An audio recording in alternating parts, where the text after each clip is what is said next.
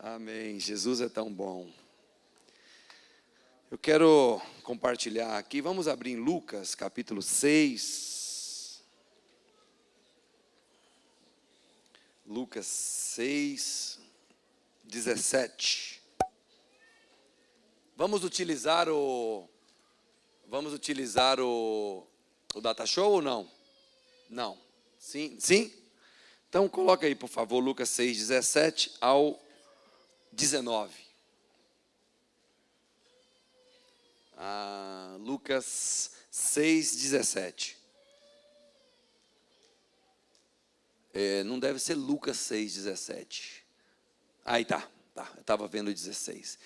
E descendo com eles, parou numa planura onde se encontravam muitos discípulos seus e grande multidão do povo, de toda a Judéia e de Jerusalém e do litoral de Tiro e de Sidom, que vieram para o ouvirem e serem curados de suas enfermidades. Quantos dizem amém? Amém.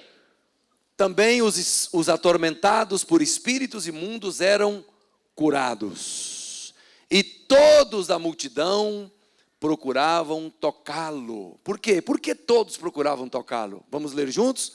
Porque dele saía poder e curava a alguns, a muitos, a todos. Pai, obrigado, Jesus, porque a tua palavra é fonte de ensinamento, como aquela multidão que ia para ouvir o Senhor e ser curada. Hoje também nós estamos aqui para ouvir a tua palavra e para sermos curados pelo Senhor, libertados, transformados, porque o Senhor é a fonte do amor, do bem, da bondade, da graça, da misericórdia, e toda boa dádiva desce do Pai das luzes, em quem não há mudança nem sombra de variação. O Senhor é bom e o Senhor faz o bem. E nós nos abrimos para o Evangelho do Senhor, a graça do Senhor nesta manhã. Nós já te agradecemos por ter curado a tua filha e porque o Senhor vai curar ainda muitas pessoas nesta manhã. Obrigado, Espírito Santo. Abba, Pai, Deus vivo. Oh, bendito seja o Senhor. Nós recebemos o teu amor e nós cremos no teu amor. E nós queremos permanecer no teu amor. Muito obrigado, em nome de Jesus. Amém. Nós vemos aqui que as multidões iam, até o Senhor Jesus primeiro para o ouvir. As multidões iam para receber dele o ensino, a palavra que era ministrada. Então eles estavam interessados em ouvir os ensinamentos de Jesus. Isso é uma coisa muito importante, porque a fé, diz a palavra de Deus lá em Romanos 10, que a fé vem pelo ouvir. Então, é quando nós ouvimos a palavra, é quando nós escutamos a verdade, que esta verdade, que é viva, que é dinâmica, que é o próprio Deus. A Bíblia diz que no princípio era o Verbo, e o Verbo estava com Deus, e o Verbo era Deus. E o Verbo se fez carne. Jesus disse que a carne, a nossa carne, para nada aproveita. Mas ele disse, as minhas palavras são espírito e são vida. De maneira que quando nós ouvimos o ensino da palavra viva, da palavra da graça, do evangelho da verdade e da graça, porque uma coisa que tem que ficar clara para você, que a graça de Deus não é uma doutrina, a graça de Deus não é um ensino, simplesmente, a graça de Deus é uma pessoa. A Bíblia diz que a lei foi dada a Moisés, mas a graça veio. Diga comigo, a graça veio. Quem é que veio? Jesus. Então, Jesus é a graça. Quando nós conhecemos a graça, nós conhecemos Jesus. Quando nós conhecemos Jesus e conhecemos a graça, então tudo aquilo que Deus quer fazer na nossa vida acontece. Por quê? Porque o ensino correto da verdade, primeiro que destrói os paradigmas, destrói as mentiras do diabo na nossa vida, destrói tudo aquilo que nós herdamos às vezes dos pais, da nossa denominação. Nem tudo que as nossas denominações ensinam é correto. Às vezes não é mentira. E tampouco é antibíblico. Sabia? Eu sou pastor, fundador de uma denominação. Mas eu sempre falo para os irmãos, vocês não podem simplesmente pegar toda a nossa tradição, que nós já temos. Nós temos só 17 anos como ministério, mas nós já temos tradição. Toda denominação tem tradição. Qual que é o problema nosso às vezes? É o nosso orgulho de achar que a nossa denominação ou a tradição da nossa denominação é sagrada. E essa tradição não pode ser quebrada, porque ela é sagrada. E não é. Por exemplo, a Bíblia não ensina, não existe na Bíblia o formato do culto como nós fazemos hoje. Na Bíblia não tem o formato. Qual que é o nosso formato? Nós chegamos, aí uma oraçãozinha, um texto bíblico, aí louvamos, aí depois ofertamos, aí depois alguém prega e depois nós vamos embora. Na Bíblia não tem. Isso aí é antibíblico? Não, isso é uma tradição. Você está entendendo? Isso não pode ser transformado numa coisa sagrada. Isso aqui é intocável. É como se fosse uma heresia mexer nisso. Não, isso não é sagrado. É apenas algo bom, que nós nos acostumamos, que nós fazemos e que não tem nenhum problema. Quantos dizem amém? Mas às vezes nós terminamos transformando o formato das coisas como mais importante que a Bíblia. Infelizmente, no que os católicos caíram. Os católicos, não estou falando mal de católico, Deus me livre, eu só estou mostrando para você uma leitura. Então, por exemplo, a tradição da Igreja Católica, que é mais antiga do que a nossa, porque já é uma tradição de quase 2000 anos, lá em Constantino, século IV, o catolicismo romano, como conhecemos hoje, começou a ser formado. Então, é uma tradição de 1600 anos, ela é muito mais antiga. Então, para eles, essa tradição, ela, na verdade, não é nem comparada com a Bíblia, ela é mais que a Bíblia, ela é absoluta. Se alguém for lá no padre e falar para ele, padre, como é que é esse negócio aqui da Bíblia? O padre vai escorraçar o sujeito. Porque para ele, o fiel, ele tem que estar mais adequado com a tradição da igreja do que com a palavra. Você está entendendo como isso é perigoso? Então, o que gera fé em nós não é simplesmente ficar pautado ou enraizado em ensinamentos, em culturas, em pano de fundo familiar. Às vezes essas coisas terminam gerando tampa sobre nós. Agora, quando nós vamos para as Escrituras e nós ouvimos o ensino de Jesus, e nós ouvimos a graça de Jesus, o favor imerecido de Deus, que nada que Deus faz na nossa vida depende da nossa boa obra, depende da nossa justiça própria, mas tudo que Deus faz, Ele não faz porque você é bom, mas Ele faz porque Ele é bom. Quando você abre mão da condenação, da culpa, aí agora você se coloca no lugar para receber o milagre de Deus. Eu estava ministrando numa igreja videira de Senador Canedo e veio uma moça. Ela cega, quase cega de um olho, e ela carregava estilhaços de vidro no olho. Quando ela era adolescente, o que aconteceu com ela?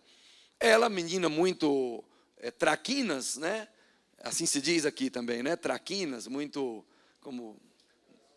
Peralta. Peralta na Argentina é sobrenome. Se eu falar isso lá, o homem me bate.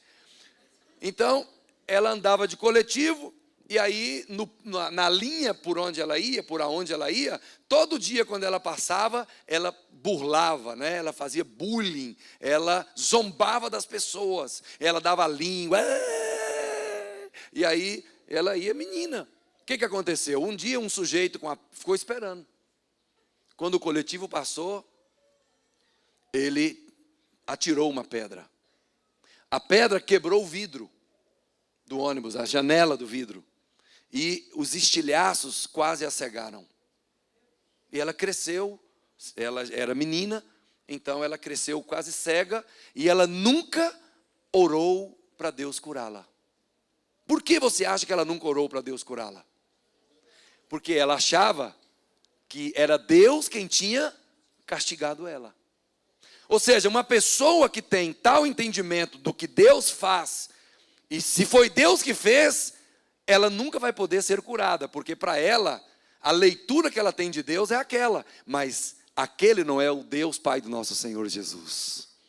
Então eu estava ministrando e falando sobre o Evangelho da Graça, o amor de Deus. Quando ela foi ouvindo, a fé foi despertando, os paradigmas foram caindo, e aí então os olhos espirituais dela se abriram, ela veio à frente, ela me contou a sua história numa síntese, eu a abracei e orei por ela, e ela foi curada. Você está entendendo como ouvir a verdade é importante? A palavra diz lá em Atos dos Apóstolos, que o apóstolo Paulo pregava, e você sabe, Paulo pregava sobre a graça. Paulo, ele só falava de Cristo. Se você pega o livro de Atos, você vai ver que tudo que o apóstolo Paulo pregava, ele falava da graça. Lá, por exemplo, em Mileto, quando ele manda chamar os líderes, ele vai para Jerusalém, aí ele fala, olha, vocês nunca mais vão ver o meu rosto em carne, porque eu estou indo, eu vou entregar a minha vida pelo Senhor. Aí todo mundo chora, se lança no pescoço dele e tal. Aí a Bíblia diz que antes de Paulo ir embora, ele orou e os entregou a palavra da sua graça. Isso era o que ele pregava. Ele só falava disso. Paulo é o apóstolo da graça. Quando ele escreve aos Gálatas, a Bíblia diz que ele fala, olha, ainda que um anjo do céu, não é nem um demônio, é um anjo. Ainda que um anjo do céu venha e pregue outro evangelho, seja anátema, seja amaldiçoado. Por quê? Porque não há outro evangelho. Só há um evangelho, é o evangelho da graça de Deus. Amém, irmãos? E você sabe que quando ele escreve aos Gálatas, a igreja de Corinto, né, ou dos corintianos, não, de Corinto, os corintianos não, que o pastor Rodrigo, vi um corintiano descendo de bicicleta ali, eu falei, um corintiano, ele falou, o Corinthians venceu o meu time ontem, então, não vamos falar dos corintianos hoje não, porque, a igreja de Corinto, era uma igreja que nenhum pastor de nós aqui, dos nossos dias, queria pastoreá-la. Deus o livre daquela igreja. Lá tinha divisão, lá tinha incesto, lá tinha, no momento da Santa Ceia, eles faziam o quê? Enchiam a cara. Olha, lá tinha tanta confusão, que qualquer de nós aqui, que se fosse fazer a leitura, nós ia dizer, isso não é igreja, isso é uma seita. Mas o apóstolo Paulo, quando escreve sobre aquela igreja, Paulo fala que não faltava nenhum dom, que eles eram abençoados, que eles eram santos. Quantos dizem amém? Só que é o seguinte, quando ele escreve aos Gálatas, que era a igreja da região da Galácia, lá não tinha nada, não tinha esses relatos de divisão, de incesto, de alcoolismo, não tinha nada disso lá. Lá só tinha uma coisa, qual era? Eles queriam misturar a graça com a lei, só isso. Mas pastor, mas isso aí é uma coisa boa, misturar a graça com a lei, porque a graça parece muito diluída, a graça parece muito barata.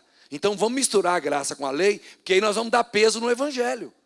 Pois é, era só isso que eles ensinavam. Mas sabe o que Paulo fala para eles? Estúpidos, tolos, nécios, quem os enfeitiçou? Então, quando ele está falando lá em Gálatas, que ainda que um anjo anuncie outro evangelho, ele está falando isso, o evangelho não é barato, o evangelho é de graça. Você está entendendo?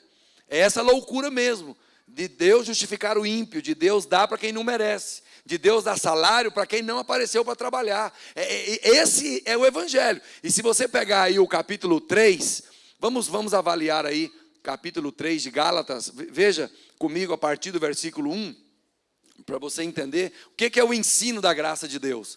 Gálatas 3, de 1 ao 5, vamos ver aí.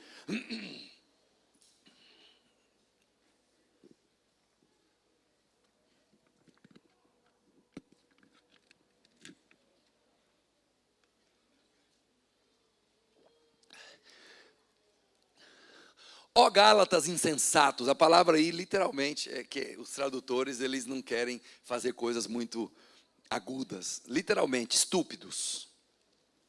Ó Gálatas estúpidos, quem vos fascinou ou enfeitiçou? A palavra fascinar tem o sentido de feitiçaria. Quem vos enfeitiçou a vós outros, ante cujos olhos foi Jesus Cristo exposto como crucificado?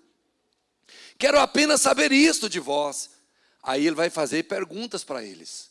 Recebestes o Espírito pelas obras da lei? Ou seja, vocês receberam o Espírito porque vocês se tornaram bonzinhos? Porque vocês obedeceram os mandamentos? Ou vocês receberam o Espírito pela pregação da fé? Ou seja, o Espírito tinha vindo sobre eles porque eles eram bons ou porque eles tinham ouvido palavra da fé? É porque eles tinham ouvido o Evangelho. Eles receberam com fé a pregação do Evangelho. Vamos avançar.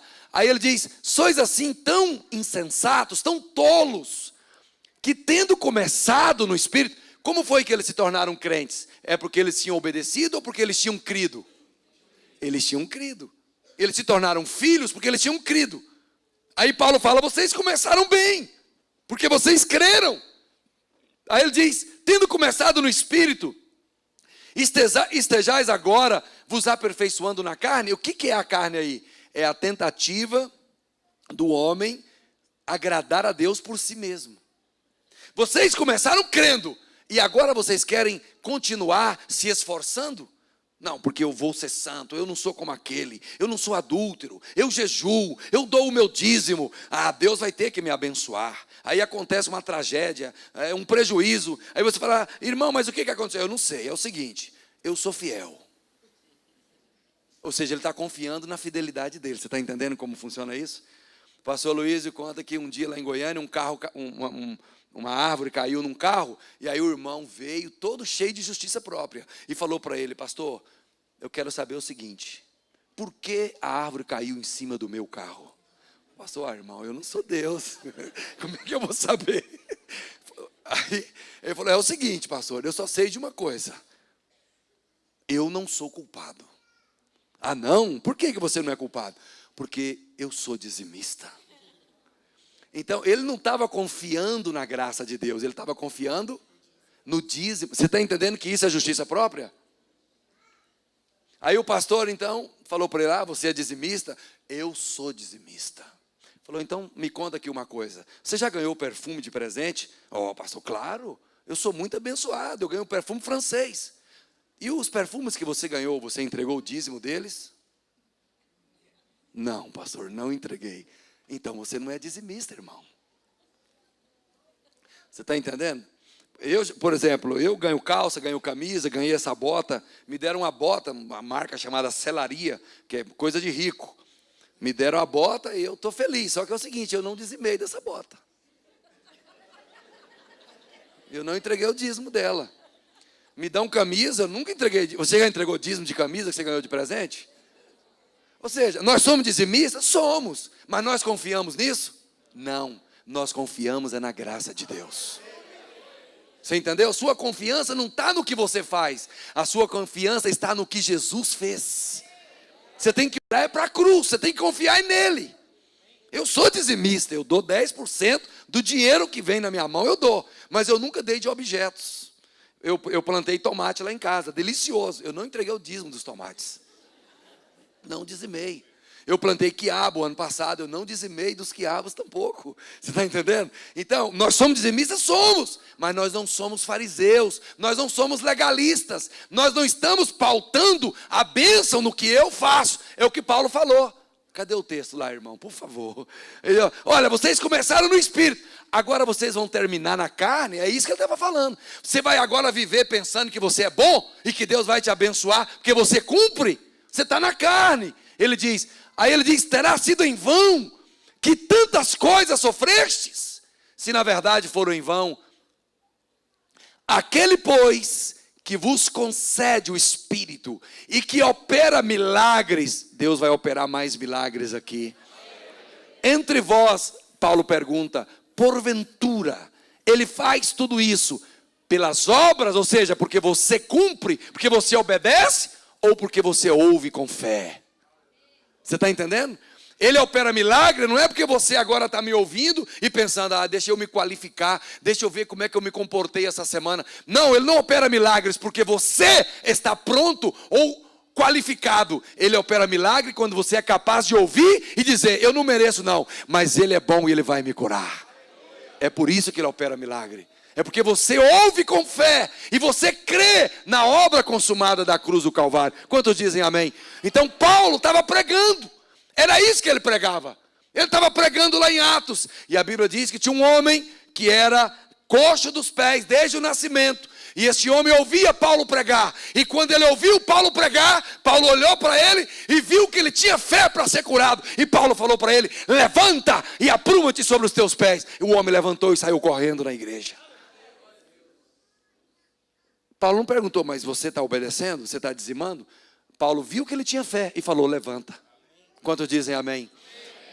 Então, nós recebemos milagres. E aí diz Paulo, aí ele vai avançando. Ele só fala disso, o evangelho, na carta aos Gálatas. Ele diz, é o caso de Abraão. Ele creu em Deus. E porque ele creu em Deus, Deus falou, você é justo. Diga, eu sou justo. Porque eu criei em Jesus. Você não é justo porque você obedeceu. Você obedece porque Ele te fez justo pela fé. A obediência é importante? Sim ou não? Sim, mas a obediência é fruto. A obediência não é raiz. Não é a raiz. Você não tem que obedecer para ser abençoado, para ser amado, para ser justo. Você obedece porque você foi amado sendo pecador, foi justificado pela fé, foi lavado pelo sangue e agora você quer agradar o seu Pai.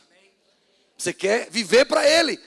Você agora foi libertado do pecado. E como alguém que foi libertado do pecado, você não quer viver mais no pecado. Como eu vou querer viver para aquilo para o qual eu já morri? Nós já morremos para o pecado. Como vamos querer viver para Ele se nós já morremos para o pecado? Nós vamos viver para Deus. Quantos dizem amém? Então a nossa obediência, ela é o fruto. Ela é o resultado. Ela não é a raiz. Na lei, o ensino da lei era esse. Você só era declarado justo se você obedecesse, se você cumprisse. Se você ouvisse, se você guardasse, se você obedecesse, aí Deus ia te avaliar e Ele ia falar, você merece. Só que qual foi o problema da lei? É que ninguém nunca pôde cumpri-la.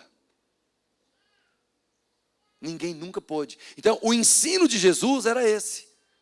Esse era o ensino de Paulo, esse era o ensino dos apóstolos. A Bíblia diz lá em Atos que eles perseveravam no ensino dos apóstolos. Qual era o ensino dos apóstolos? Era o ensino que eles ouviram de Jesus, era o ensino que eles aprenderam. E a Bíblia diz que as multidões vinham para o ouvir e para ser curadas. Mas é claro, quando você ouve a pregação da fé, da graça, do amor incondicional de Deus, quando você ouve isso, você tem fé para ser curado. Você tem fé para ser libertado. Você tem fé para ser transformado. Ontem eu estava no acampamento do pastor Sérgio. E eu estava falando dessas coisas, que eu só falo isso.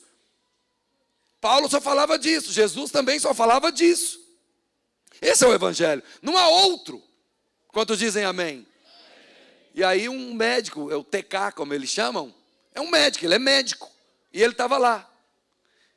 E ele não podia cantar no momento do louvor. Por quê? Porque quando ele começava a cantar, ele instantaneamente passava por um processo de alergia, de inflamação. Aí depois ele ficava 1 ou 2 dias com a sua garganta inflamada. Então ele me ouviu pregar e me ouviu falar dessas coisas. O que aconteceu? Ele teve luz. A pregação da fé trouxe revelação. E ele teve luz. Ele mudou um padrão mental. Ele mudou um paradigma, ele mudou uma forma de pensamento. E ele falou, não, eu estou curado. E eu vou cantar. E ele orou e ele se posicionou. Eu não fiz nada por ele. A fé dele que o curou. Aí ele orou e ele cantou. Quando foi depois do intervalo, tal, que nós tivemos outro momento de louvor, ele falou, pastor, eu queria dar o testemunho. Que ele, como médico, né, ele fez o teste. Ele queria ver se funcionava mesmo. Mas aí ele cantou e gritou e tal. Aí ele não sentiu nada. Então ele foi e falou: olha, eu antes não podia cantar, mas hoje, quando eu ouvi aqui essas coisas, e eu ouvi a palavra que eu falei para eles, né, ministrando, que assim como Jesus está sentado no trono, você também está sentado no trono juntamente com ele. Você está aí achando que você é pouca coisa, mas você está sentado no trono. O que Lúcifer, ou o ex-Lúcifer queria, o que Satanás queria, ele queria o quê? Subirei acima das estrelas e colocarei o meu trono e serei semelhante ao Altíssimo. Não era isso que ele queria? Pois é, Deus não deu para ele, mas Deus deu para você.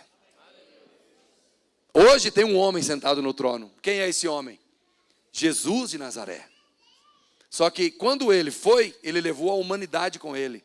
E lá em Efésios 2, versículo 6, Efésios 2, 6, a palavra diz que nós fomos ressuscitados juntamente com ele, e ele nos fez assentar juntamente com ele nos lugares celestiais em Cristo Jesus. Está aí, ó, Efésios 2, versículo 6. E nos ressuscitou, e juntamente com ele nos ressuscitou e nos fez assentar nos lugares celestiais em Cristo. Mas se nós olharmos aí Efésios 1, versículo 21, olha que lugar é esse? Olha esse lugar, como é esse lugar? Efésios 1, 21. Olha que lugar é esse. E 21. Acima de todo principado,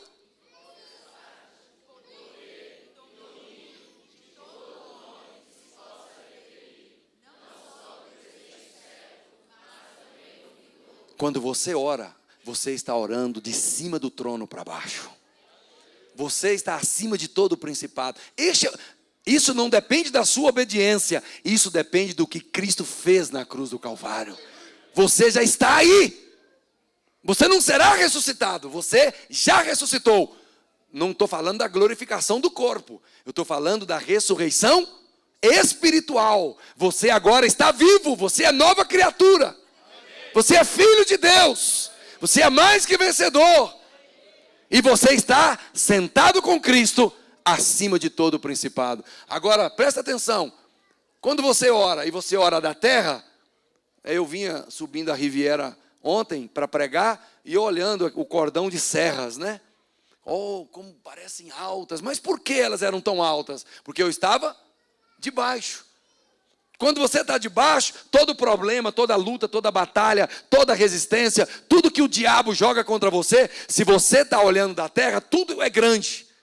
Mas quando você se vê do trono, tudo é pequeno. Eu vinha de Córdoba, viajando no avião, e para mim tudo era um campo de futebol. Por quê? Porque eu estava de cima, do alto. Quantos dizem amém? Então você também tem que ter esse ensinamento. Foi o que o TK, quando ele ouviu isso, ele falou: não. Eu estou no trono, com o Senhor, pela fé. Ele me ressuscitou, Ele me salvou, me lavou, me deu uma nova vida. E todo o principado, todo o poder do diabo está debaixo dos meus pés. Aí ele se posicionou. Quando ele se posicionou, de acordo com o ensino da verdade, o milagre aconteceu. Quantos dizem amém? Então, as multidões vinham para o ouvir e para ser curadas, ou para serem curadas. Vamos ler Lucas 9, versos 10 e 11.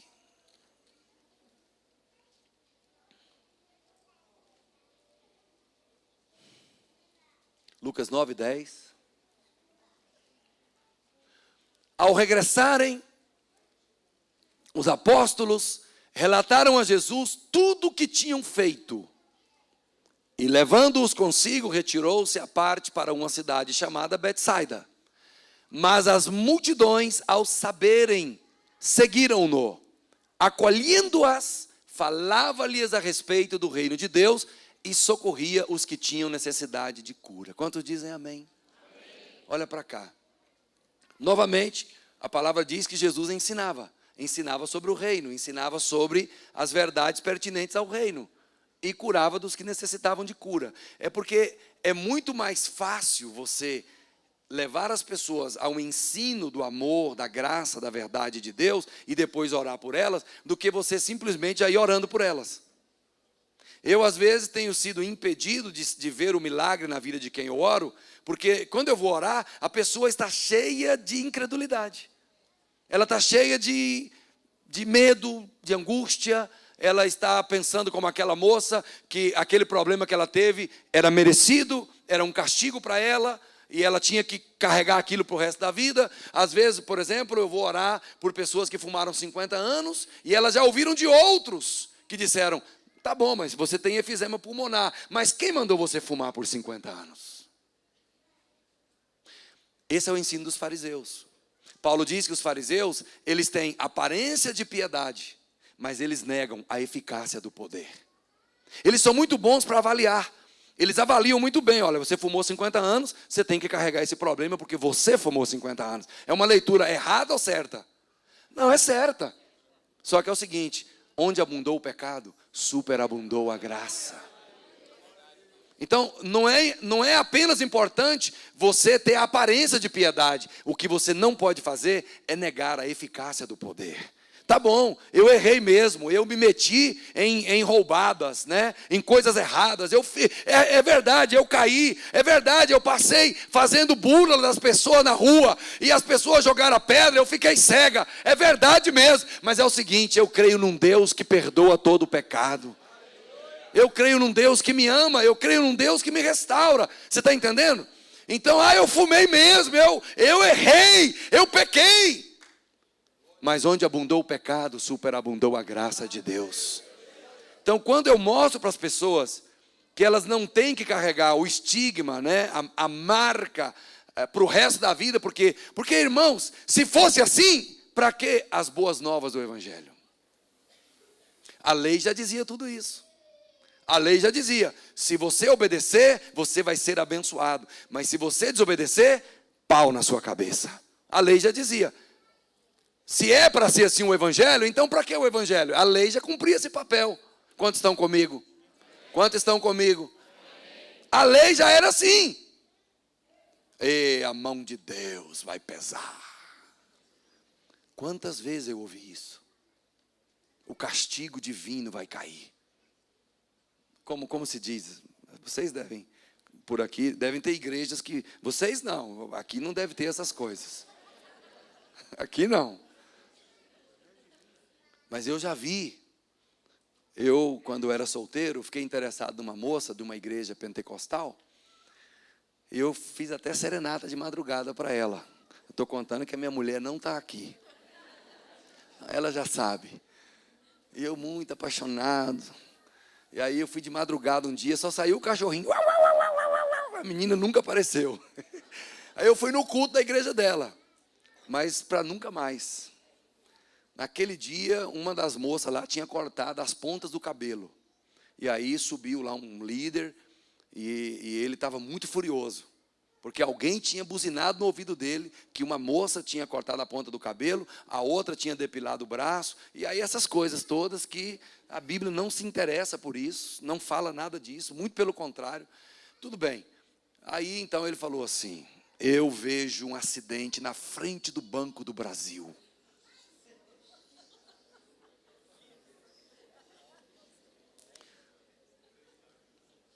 Interessante que no Novo Testamento a Bíblia diz que o profeta é para consolar, edificar e exortar. E a exortação é a palavra paráclito. Barnabé era filho de exortação. A exortação é: vamos para frente, vai dar certo, vai acontecer, o Senhor vai te fortalecer. No Novo Testamento não tem profecia para desgraçar a vida das pessoas. Isso era coisa lá do Elias do Velho Testamento. Lembra? Vai cair fogo. Interessante que João queria fazer isso.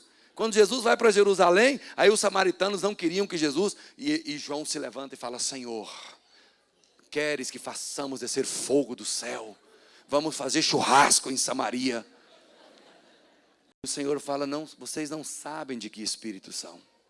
O Filho do Homem não veio para destruir as almas dos homens, mas para salvá-las. Amém? Eu não vim destruir, eu vim salvar.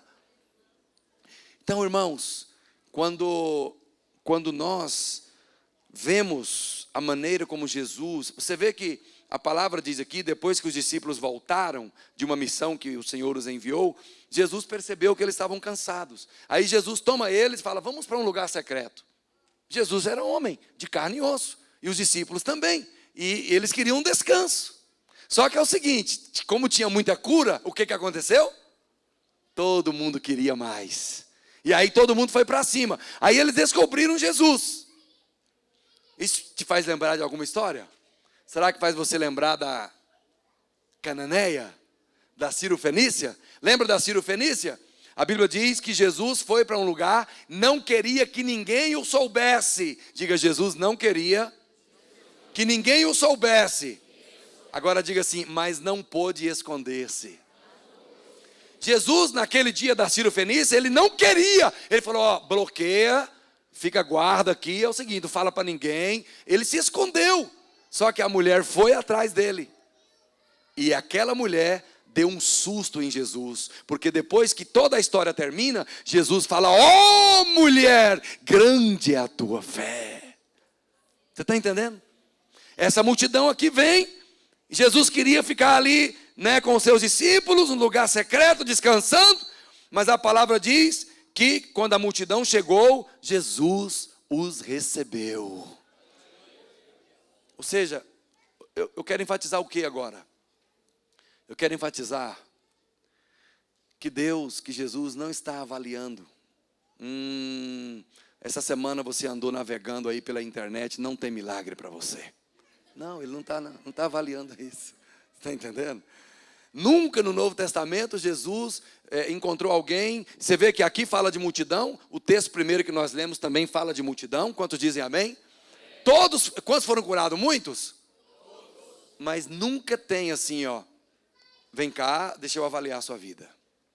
Vamos ver quanto você está obedecendo. Vamos ver quão fiel você está sendo na igreja. Você dizimou esse mês? Nunca tem isso. As multidões vêm e as multidões são curadas. Aí você fala, mas e Deus ganha o que com isso?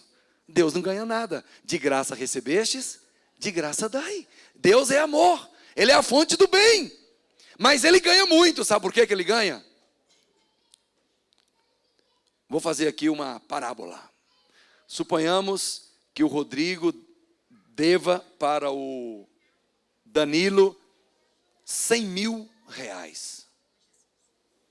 O Rodrigo deve para o Danilo 100 mil reais. Mas o Heitor, que hoje faz 13 anos de idade, o Heitor está fazendo aniversário, mas é ele que vai dar o presente. Só que ele é multimilionário. O Heitor, então, pega 10 milhões e entrega para a Deise. E fala assim, mãe, é o seguinte, meu pai deve 100 mil para o Danilo. Mas é o seguinte, eu vou te dar 10 milhões por essa dívida. Aí, a senhora depois paga a dívida do Danilo, paga a dívida, que o Rodrigo deve para ele, paga o Danilo os 10 milhões, tá? E avisa meu pai. Agora é o seguinte, vamos voltar um pouco na história. O Rodrigo deve 100 mil para o Danilo. Aí, de vez em quando, o Danilo está andando pela rua e o Rodrigo também. E eles vão se encontrar no meio do quarteirão. O que você acha que acontece na esquina anterior para o Rodrigo? Depois eu vou dar uma satisfação para ele. Sim ou não? Ele não tem 100 mil para pagar. Quando ele vê o Danilo, ó, capa o gato. Vai embora. Sim ou não? Mas aí depois, quando o Heitor paga a dívida dele, 10 milhões, ele só devia 100 mil. Ele fugia do Danilo. Certo? Amém? Paga 10 milhões, fala, mamãe, entrega para o Danilo. Só que aí a Deise tem duas opções na maneira de contar para ele.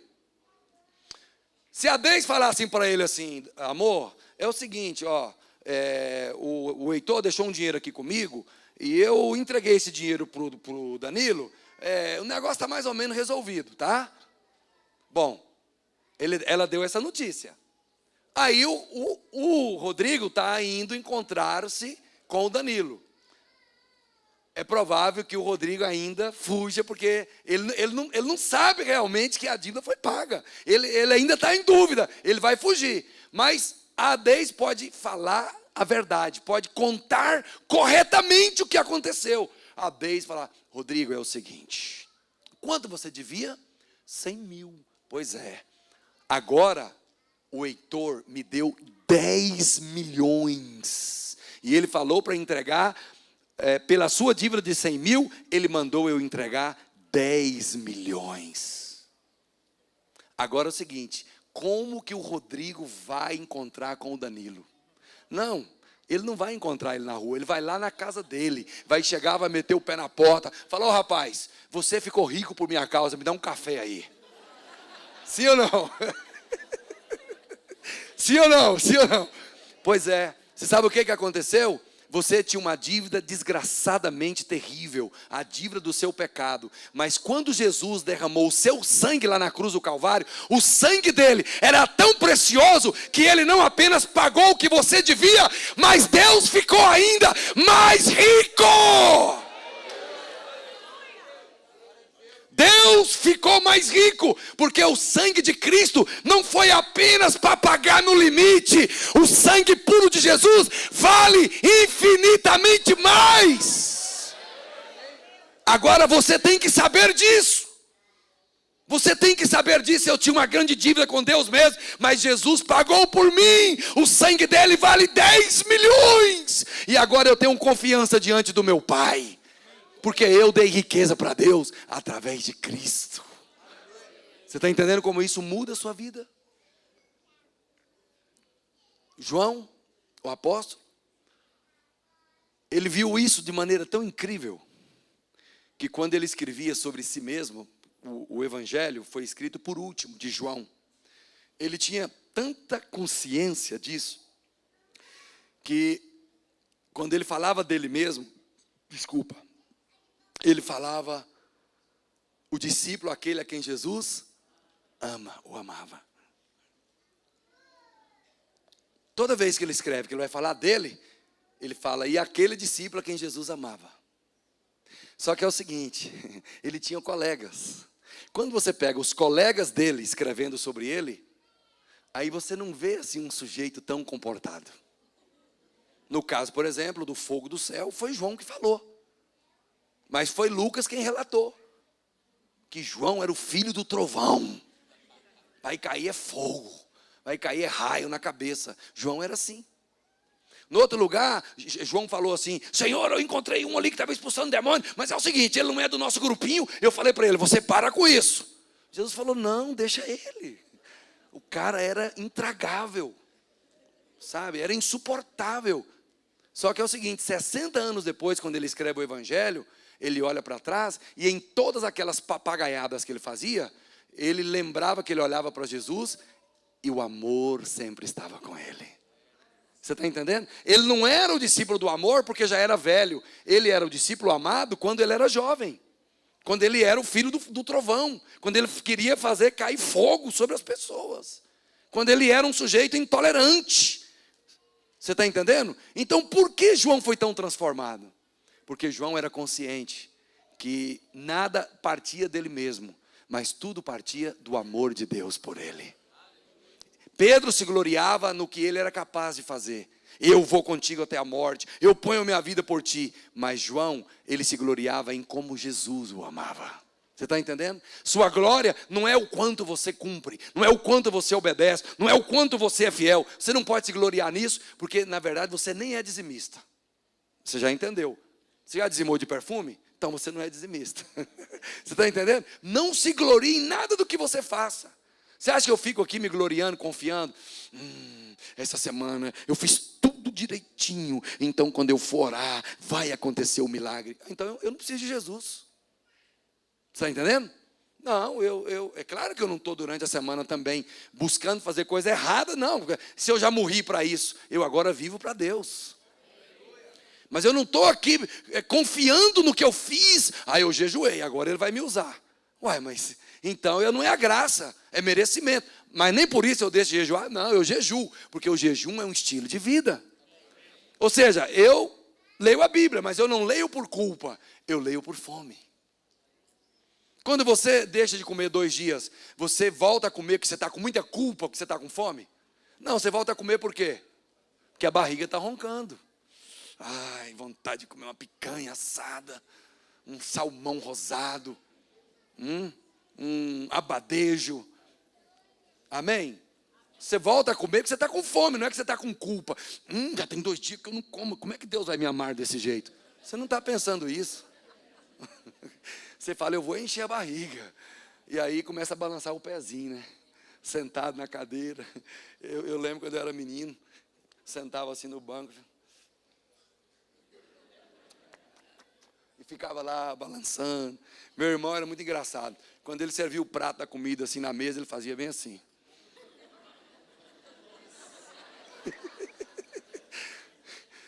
Esse trem é bom demais, amém?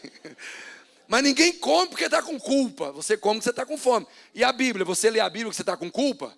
Não, se eu não ler a Bíblia, como é que Deus vai me usar? Não, Deus vai te usar porque Jesus derrotou Satanás. Deus vai te usar porque Ele te deu autoridade sobre todo demônio. Amém? Oh Deus, eu desfruto tanto essas verdades do Evangelho. Você enriqueceu a Deus. Diga para o seu irmão, você enriqueceu a Deus.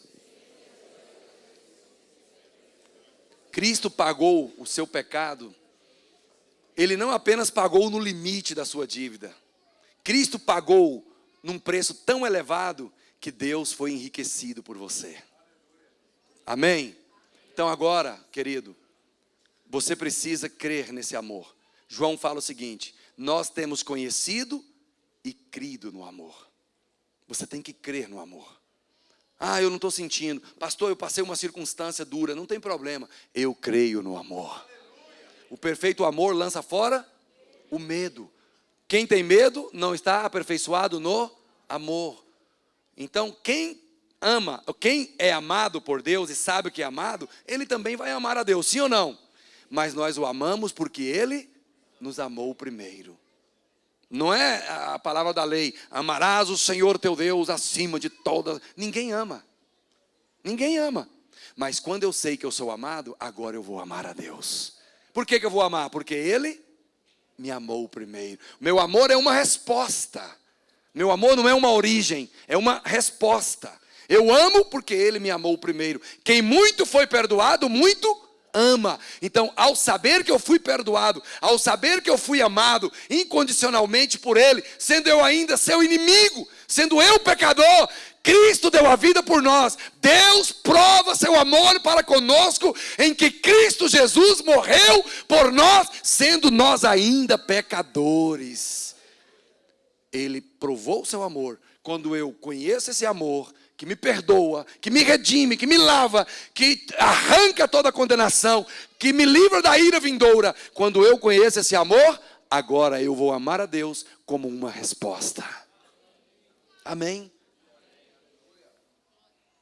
Eu concluo dizendo o seguinte: descarte da sua mente, do seu pensamento, toda a ideia que você já teve, que a ira divina, a mão de Deus vai pesar e a vida do seu irmão vai mudar.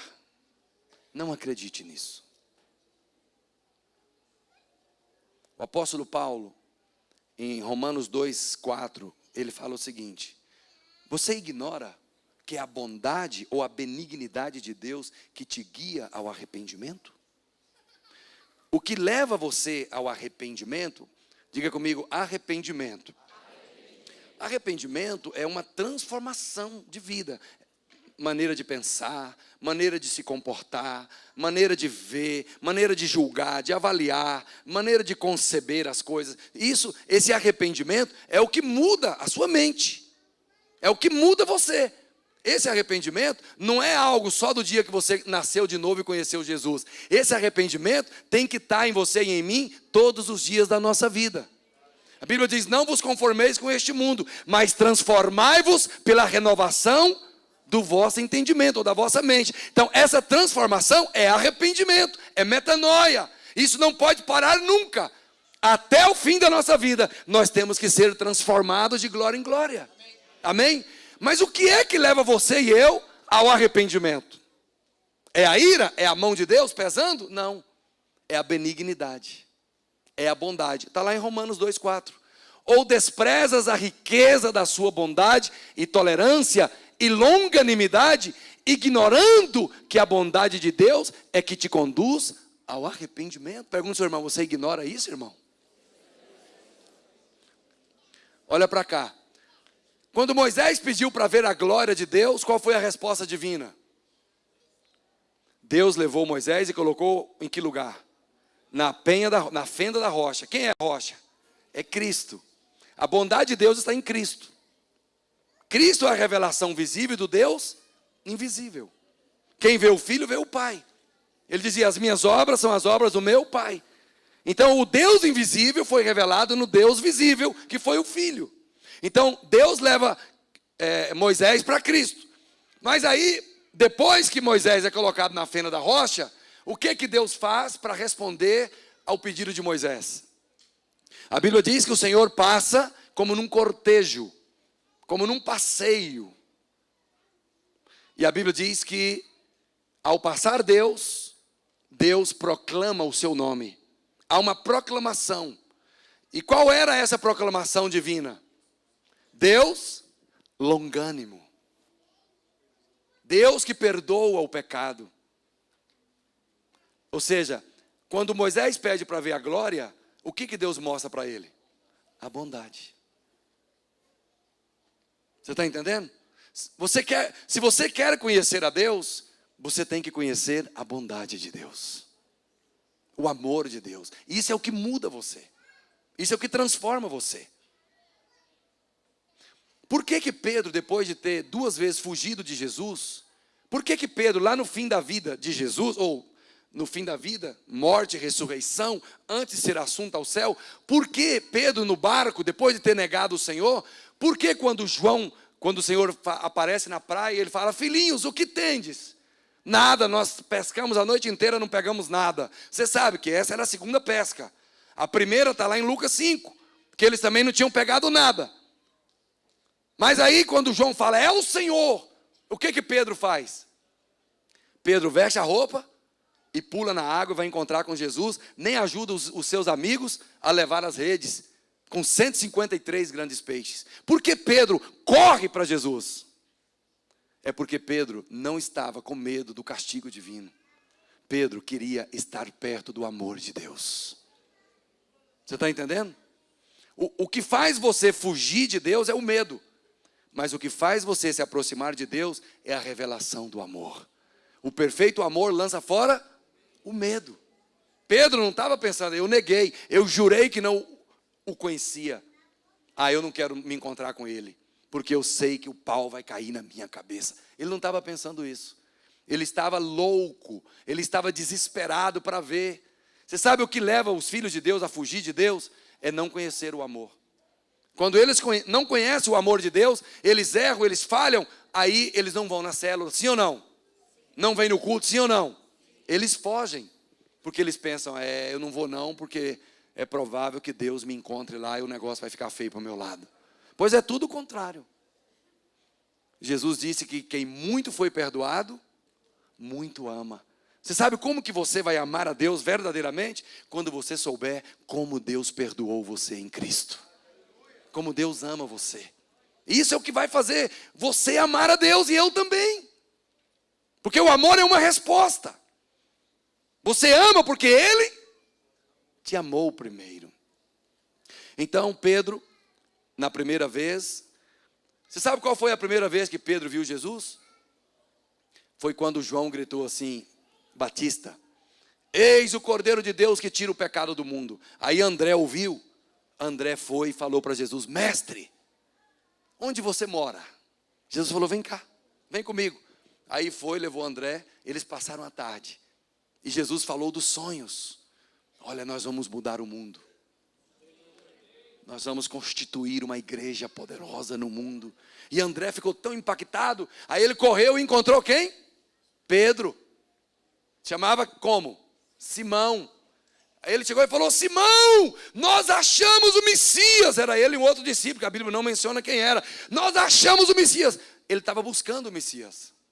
Só que as escolas rabínicas tinham descartado eles, porque eles não tinham as habilidades condizentes com as exigências, eles já tinham sido descartados. Mas quando eles acharam o Messias, ele vai e leva Pedro. Aí quando Pedro chega perto de Jesus, Jesus olha para ele e fala assim: você, rapaz, é uma vara verde, sem personalidade, sem caráter, você é um cara débil, fraco, você é Simão, mas é o seguinte, você agora vai ser uma pedra, você agora vai ser Cefas. Quantos dizem amém? Pedro ali conheceu Jesus, mas sabe o que aconteceu? Ele foi embora. Aquele dia de Lucas 5, quando Jesus vai andando pela praia e a multidão comprime o Senhor contra o mar, que Jesus está ensinando que Pedro voltava da pesca. Quantos lembram? Pedro volta da pesca, João estava consertando as redes. Pois é, entre o dia que João Batista falou, eis o Cordeiro de Deus, que André levou Pedro para Jesus, e Jesus mudou o nome dele, entre aquele dia e Lucas 5, mais ou menos 1 ano se passou. Pedro foi embora. Ele, abandonou o barco. Aí o Senhor entra no barco.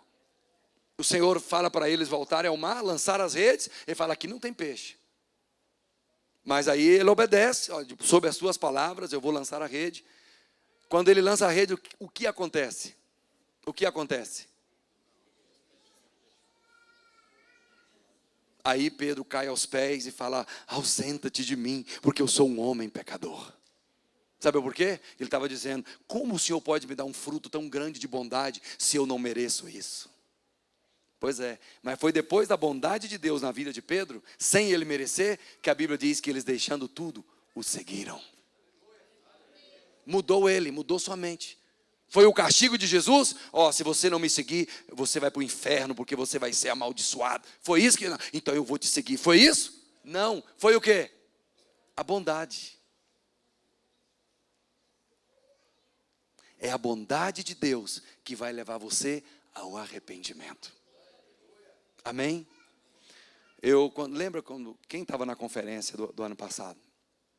Que eu dei aquela palavra contra Mamon e tal, que muitos foram à frente, ofertaram, né? Entrou muito dinheiro para a conferência, não foi para mim, não tinha acordo. Eu não venho aqui fazendo acordo. Pastor, eu vou lá, mas é o seguinte, você vai me dar tanto. Não existe isso, nunca há esse tipo de conversa. Eu não sou um assalariado, um mercenário, eu sou um servo. Eu sou um servo. O que alguém quer me dar, eu não tenho nenhum problema em receber. Amém? Não tenho mesmo. Só que é o seguinte, eu nunca peço para homens, eu peço para Deus. E nunca negocio. Né? Eu sei que lá em Goiânia, Deus vai me dar uma igreja multitudinária. Eu quero construir um prédio em Goiânia para 12 mil pessoas. Se Jesus não voltar antes. Mas Jesus já falou para mim, em dezembro, não quero que você peça nada para ninguém. E eu não vou pedir. Mas não é porque eu sou orgulhoso, é porque eu creio num Deus que pode tudo. Amém? E eu sei que Ele vai mandar pessoas me dar as coisas, mas eu não quero pedir, porque se eu pedir, eu estou desonrando o dono da obra. Quantos dizem amém? Entendeu? Então eu não quero pedir, mas não é por orgulho, é por fé, é por crer que Ele manda, Ele dá. Então assim, não tem negociação. Mas quando o irmão me chamou lá, o pastor falou, vou te dar uma bota da selaria. Eu falei, deixa eu ver se serve para mim. Serve muito bem. Você quer? Eu falei, mas é claro que eu quero. Pinga uma gotinha aqui também. Glória a Deus. Bom, de que eu estava falando, meu Deus? Bom, aí eu falando da conferência, né? Senti que o pastor Wilson estava angustiado, porque a conferência não ia suprir os gastos. E o Espírito Santo falou comigo. Ele vai sair de lá, ele vai vir sentar aqui. E ele veio, sentou do meu lado. Aí ele sentou, falou com o pastor Keller, do que se tratava. O Espírito Santo me mostrou que era porque ele estava angustiado, porque a conferência não supriria os gastos. Ele muito bom, não cobrou inscrição de todo mundo, e tem gente que se aproveita, tal. Mas aí o seguinte, quando eu dei a palavra, máquinas fotográficas, daquelas desse tamanho assim, com a lente, tudo aquelas coisas caras, meninos, adolescentes, que ganharam tênis lá dos Estados Unidos, as pessoas foram doando tudo. Violão, guitarra, As pessoas faziam fila. Aí tinha um pastor de uma das igrejas da Vinha de São Paulo. Ele viu aquilo, ele ficou irado. Ele ficou irado. Ele ficou furioso. Ele falou: esse cara é um manipulador sobre mim. E desceu a lenha. Mas não para ninguém, para ele mesmo. E ele me crucificou. Só que aí eu fiquei uma semana a mais em São Paulo e fui pregando. Quando eu preguei numa das igrejas, ele foi. Ele foi, aí terminou o culto, me levaram numa sala para comer um pão de queijo e tal. E aí ele chegou para mim assim: pastor, eu quero te pedir perdão. Pelo quê, irmão? Você não fez nada? É o seguinte, lá na conferência, enquanto as pessoas estavam fazendo fila para ofertar, eu te destruí, eu te critiquei e tal, eu te chamei de mercenário, que você era um manipulador. Tá bom, irmão, tá perdoado. Falou: calma, deixa eu te contar a história inteira. Acontece que a conferência terminou no sábado, não foi? Foi, pois é. Quando eu voltei domingo para a minha igreja, eu cheguei lá no culto, um irmão veio e falou: pastor, eu quero doar a pizzaria minha para a igreja. Aí veio outro, estava na fila, falou: pastor, eu quero doar minha caminhonete para a igreja. O que aconteceu com ele? Ele mudou. Ele arrependeu. Mas ele mudou, ele arrependeu do conceito que ele tinha pela ira. Pelo que ele mudou? Pela bondade de Deus. Você está entendendo como que Deus transforma? O diabo não. O diabo, ele realmente, quem serve Satanás no centro de Exu, de caboclo, essas coisas aí, tudo é pela ameaça mesmo. Você entendeu? É como no tráfico. Se abandonar, vai morrer. É assim. Mas esse não é o Deus Pai do nosso Senhor Jesus. Ele não trabalha assim. Ele trabalha pelo amor. É quando ele perdoa, ama, sem que você mereça, e você nunca merece, nem eu. É quando nós nos deparamos com esse amor, é que nós nos constrangemos, caímos em si e pensamos: como eu vou deixar de amar um Deus como esse? E aí isso gera uma mudança na sua mente, uma transformação na sua vida, amém? E aí isso leva você a ser parecido com Deus. Isso leva você a ser tolerante, amoroso, gracioso. Por quê? Porque você experimentou. Agora os que convivem com você também vão experimentar isso. Aí você lidera as pessoas, elas falham. Você lidera as pessoas, elas erram. Mas você não é como o líder do tráfico. Você não é como o líder do centro espírita. Você não trabalha pela ameaça. Você não trabalha pela ira. Você trabalha pelo amor. Você vai amar, vai caminhar uma segunda milha, uma terceira milha, e você vai derramar. E aí chega um momento que esse discípulo, ele que errou tanto, está culpado, está debaixo de condenação, debaixo de culpa, ele está irado, mas ele foi tão amado, que chega um momento que a ficha cai, e ele fala: eu sou amado, é aqui que eu quero viver, eu vou entregar a minha vida, eu vou amar esse Deus. Quem pode glorificar o Senhor? Isso é igreja. Essa é a casa de Deus. Essa é a família de Deus. Assim é o nosso Pai. Assim é o nosso Senhor. Amém, irmão?